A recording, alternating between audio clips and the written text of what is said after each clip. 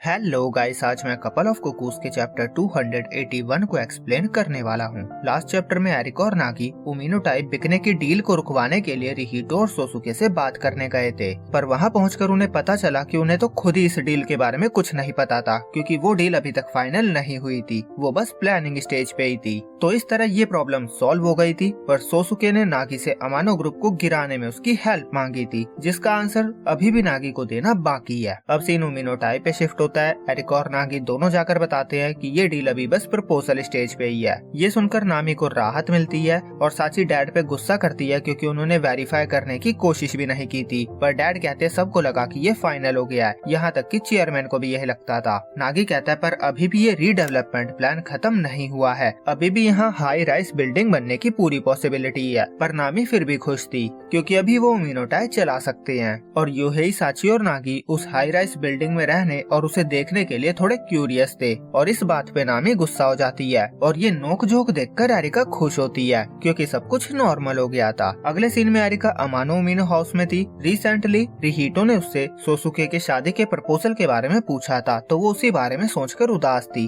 तभी उसे डैड का मैसेज आता है। फिर हम नागी को देखते हैं, वो सुपरमार्केट शॉपिंग करने गया हुआ था। वहाँ उसे उसी कंपनी की वाटर बोटल्स दिखती है जो सोसुके पीता है, और वो काफी एक्सपेंसिव था। उसे सोसुके की बात याद आती है। उसने उसे गले लगाकर कहा था कि प्लीज मुझे अकेला छोड़कर मत जाओ। वो सोचता है सोसुके जिद पे क्यों अड़ा हुआ है, वो हमेशा केयर फ्री रहता था, तो मुझे लगता था उसे किसी चीज की परवाह नहीं, पर अब ऐसा लगता है कि वो कुछ बर्डन कैरी कर रहा है। वो सोचता है हमारा खून का रिश्ता है, पर 17 साल तक हमने एक दूसरे को देखा भी नहीं था। वो सोचता है अगर सोसुके की जगह साची होती तो वो कैसे रिएक्ट करती, पर क्योंकि सोसुके ने बिल्कुल अलग तरह से रिएक्ट किया, इसीलिए उसे लगता है शायद भाइयों के बीच चीजें अलग होती है। शॉपिंग करके जब वो घर पहुँचता है, एरिका बताती है कि डैड ने याकुशिमा में पार्टी रखी है, जो अगले वीक है और पूरे वीक चलेगी। नागी सोचता है सोसुके ने मुझे इस बारे में बताया था। वो एरिका से कहता है ये न्यू होटल के सेलिब्रेशन के लिए है ना, मुझे पता है तुम्हारे डैड वहाँ कई बार जगह देखने गए थे, और मैंने फाइनल ब्लूप्रिंट भी देखा था और डिजाइन पे अपना सजेशन भी दिया था, इसीलिए मैं उस होटल को देखने के लिए बहुत एक्साइटेड हूँ। एरिका कहती है पर उन्होंने तुम्हें नहीं बुलाया है, तुम यही रहोगे। वो मैसेज दिखाती है, डैड ने कहा था नागी के एंट्रेंस एग्जाम्स है, इसीलिए वो बिजी होगा, तो उन्होंने एरिका को अकेले ही बुलाया था। नागी सोचता है हाँ इस टाइम स्टूडेंट पे एग्जाम का प्रेशर होता है, उनकी बात में दम है। एरिका कहती है तो अगले वीक मैं यहाँ नहीं रहूंगी, घर का ध्यान रखना। नागी सोचता है एग्जाम की टेंशन ना होना कितना अच्छा लगता होगा। वो खाना बनाते हुए भी होटल के ग्रैंड ओपनिंग पार्टी के बारे में ही सोच रहा था, और एरिका आकर उससे ड्रेस के लिए पूछती है कि कौन सी ज्यादा अच्छी है। नागी देखे बिना ही राइट वाली कहता है, इसीलिए एरिका गुस्सा करती है। उसने सुना था कि वहाँ बारिश बहुत होती है, तो वो अंदाजा लगाती है शायद वहाँ ठंड हो सकती है, इसीलिए वो सारे कपड़े ही लेके जाएगी।